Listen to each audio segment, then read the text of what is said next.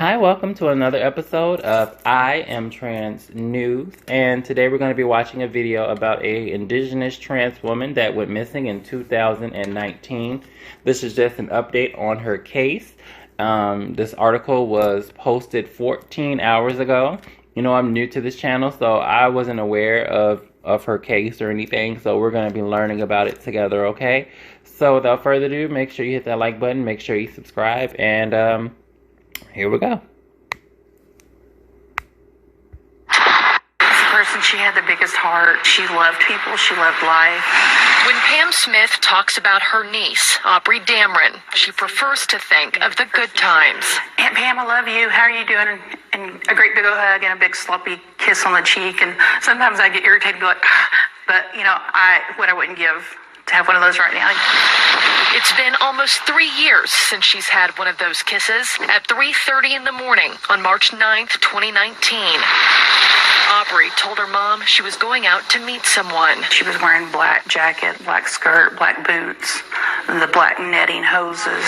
She left her family home in Grove, Oklahoma, and slipped into the night. Her phone last pinged right here at this mobile home park, just a few hundred yards from her own house. She goes missing March of 2019, and immediately the thoughts that go through your head are what? My immediate thought is that it's a hate crime. That was my very first thing. Christian Fencer is Aubrey's uncle, but being 6 months apart, more like siblings, and each other's closest confidant, coming out to each other as gay before sharing it with the world. Being in Grove, it's not really diverse whatsoever. There's not really a lot of things that go on outside of the ordinary. Christian remembers he and Aubrey being bullied, kids shouting derogatory slurs, hurling rocks at them after school. This video is pertaining to who I am today as a transgendered woman. Said I was going to make this video, so yes, I'm Aubrey Dameron. It's nice to meet you guys.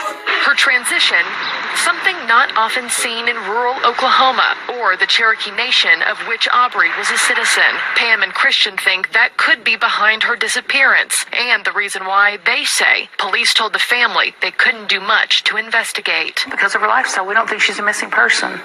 I said, because she's transgender? Because she's native? You know? He says, no, because of her lifestyle. I said, so you're telling me that my niece's life isn't worth searching for? And he says, that's not what I'm saying. I said, that's exactly what you're saying. He said, well, we don't have the resources. Those resources still haven't come. For almost 3 years, the family has organized their own searches, drained ponds, set up a Facebook page, and put up missing persons flyers all over town. Her case was mishandled from the beginning. She was treated like a second-class citizen in a First Nation country. Our crew visited Aubrey's home, the last place she was seen. We eventually found her mother in the next town over. Good morning. I'm looking for a Jennifer or an Alice. Right here. That's me and Aubrey. You were the last person to see her. They're the first camera crew that I'm ever speaking to. She says she has no idea what happened to her daughter, but does believe she's dead. I felt my child pass a year ago. When a mother and a child has a bond, and I felt it. I hit the floor. Aubrey's mom also telling us the family hasn't gotten the help from investigators they were hoping for. Is there anybody at the department who can speak on the Aubrey Dameron case? Any media inquiry contacts? Not in this office. The local sheriff's office refusing to go on camera or comment on the case, referring us to the FBI. Hi there, this is Marky Martin with News Nation. I'm trying to reach an agent, Anthony Caraccio. But even with few leads, little evidence, and limited support from law enforcement, Christian still believes he will someday know what happened to Aubrey. I believe that we will eventually get the answers that we deserve.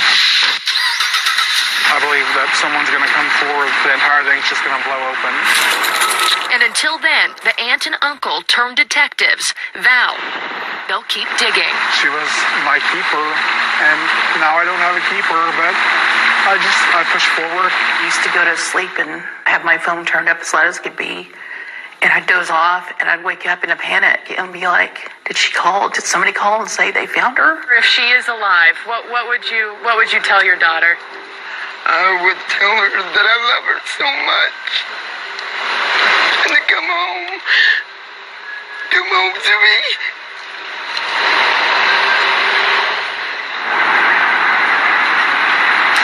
And Marnie, as you can see from the story, authorities still really remaining tight-lipped about this case. The Oklahoma State Bureau of Investigation turning down our request for an interview, same with the local sheriff's office there, and the FBI has yet to return any of our calls or messages. Okay, so that was the end of the video. Wow. So basically, I'm gonna give my opinion now. I do feel like she's gone. I ain't gonna lie. I feel like she's gone. It's been 3 years and she hasn't been seen by her family, by her friends, by anyone. And she last time she was seen, she was wearing like, you know, some sort of sexy outfit, like she was going out or going on a date or, you know, potentially going to work. We already know that trans women do sometimes have to do that type of work to survive. So it could have been any number of reasons why she went out that night dressed the way that she did. So it doesn't have to necessarily be just her doing sex work. So my heart goes out to her.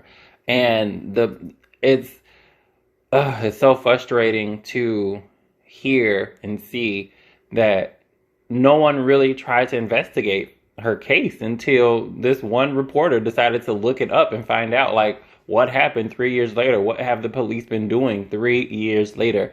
Absolutely nothing. Did they go to the last place that her phone was located, where it was pinged at, in that trailer park? Clearly something happened in that trailer park. What happened in that trailer park? People need to go investigate and find out, because one of those people in that trailer park know what happened to Aubrey. Period. They have to know. Somebody seen something. It looked like a very rural area with not many people, as you could see. But I do feel like she was killed. I feel like she was killed, and whoever did it knows someone in that trailer park or lives in that trailer park, because it's no coincidence that her phone last location was in that trailer park. That means that when she was there, somebody more than likely broke her phone there. Or I don't see why they can't just track I wonder if it's possible for them to track the exact location that she went. You know, like, where did she go on her phone? Did she go right to that trailer park? Did she go somewhere else and then go to the trailer park? Because that's just the last place that that her phone was. Are they able to track her other locations and figure out, was she anywhere else for an extended time? Then she went to the trailer park and then the phone broke, or phone signal died. I think that plus doing a little bit of investigation on the people who are living in that trailer park area, or who lived in that trailer park area around that time 3 years ago, would absolutely help solve this case. And it's just sad that the law enforcement there are choosing not to use their resources to investigate an obvious murder.